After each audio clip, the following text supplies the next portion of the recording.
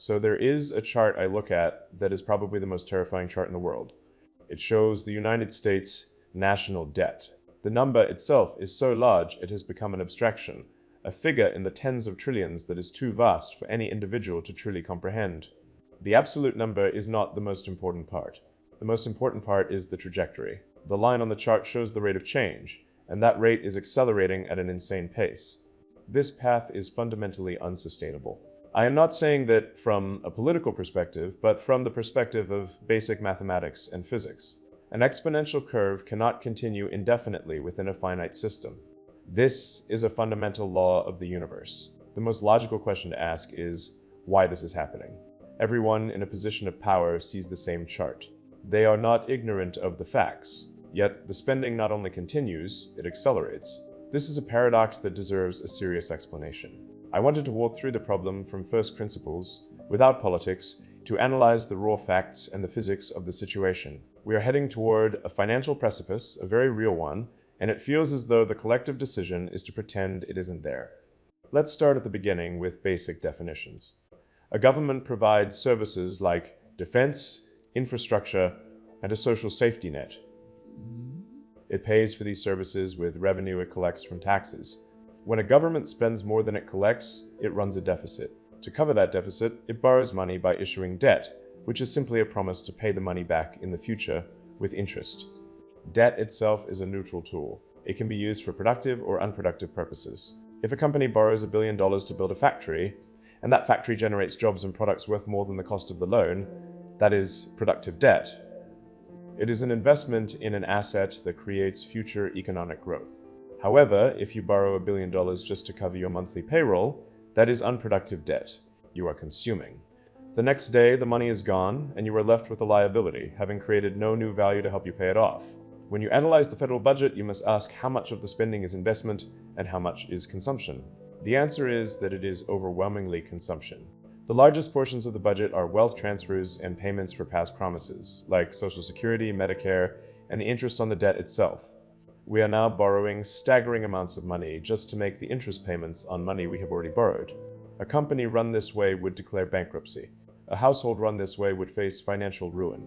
The government avoids this fate temporarily because of a unique power, the US dollar's status as the world's reserve currency. This power is not infinite, and it is currently being tested in unprecedented ways. The core of the problem is not incompetence, but a flawed incentive structure. If you are a politician, your primary objective is typically re-election. The most effective way to achieve that is to provide benefits to your constituents by spending money. The political rewards for spending are immediate and positive. Conversely, the political reward for fiscal responsibility and cutting spending is negative. It angers constituents and provides ammunition for political opponents. The consequences of overspending are abstract and delayed, often for many years. When you have a system with hundreds of individuals all making the same individually logical choice, the collective outcome is profoundly illogical and catastrophic. You get the exponential curve we see on the chart. The system is programmed for this outcome. So what happens when this system finally reaches its breaking point? It will not be a single event, but a cascade failure, a chain reaction of falling dominoes. The first domino is inflation, which we are all experiencing. When a government can no longer fund itself through taxes or borrowing, it turns to its central bank to create money from nothing. This process, often called quantitative easing, dilutes the value of the currency. If you have savings in a bank account and the government doubles the money supply, your savings can now purchase half as much as before. Your money wasn't taken, but its value was. Inflation is a hidden tax, and it is the most insidious kind because it disproportionately punishes savers and those on fixed incomes. It is a direct and predictable result of fiscal and monetary irresponsibility. The second domino is the interest rate trap, which can lead to a death spiral. As the world observes the growing debt and currency dilution, lenders demand higher interest rates to loan the government money.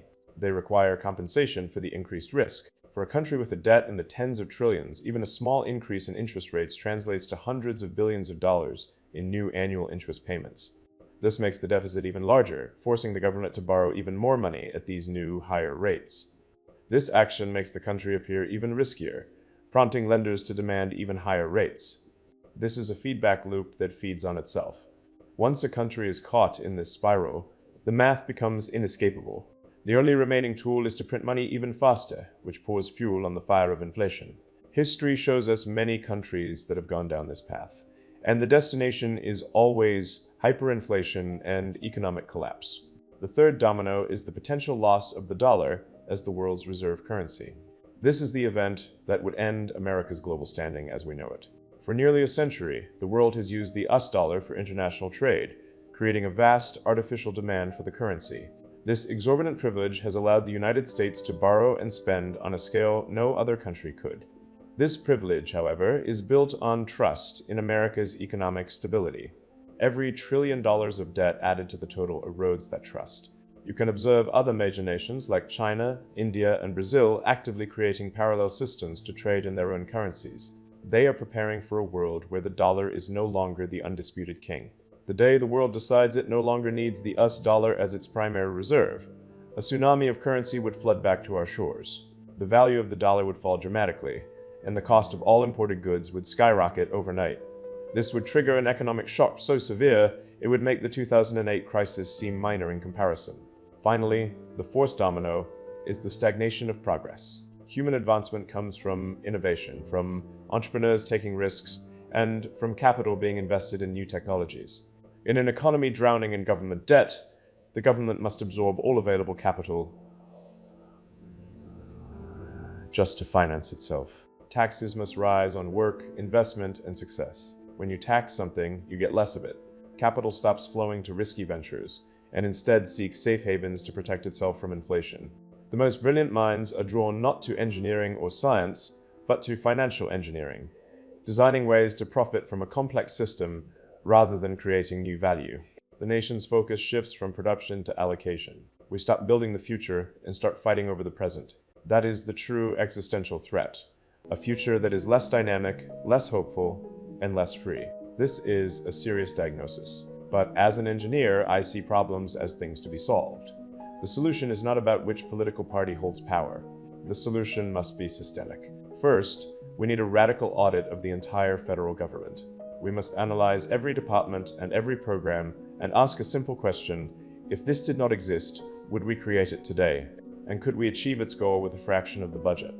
An AI could likely perform this audit and find hundreds of billions in waste, fraud, and redundancy. This information should be made transparent to the public. Second, we must fix the broken incentive structure. We need to create political rewards for efficiency. For example, we could implement a rule that for every new regulation, 2 old ones must be eliminated. We could tie department budgets to clear public performance metrics. We must introduce feedback loops that punish waste. The third and most important solution is growth. We need massive, explosive economic growth. You cannot tax or cut your way out of a problem of this magnitude. You must grow the entire economy so fast that the debt becomes a smaller and more manageable percentage of it. We can achieve this by unleashing the productive capacity of the United States. We must make energy abundant and cheap. Energy is the master input to the entire economy.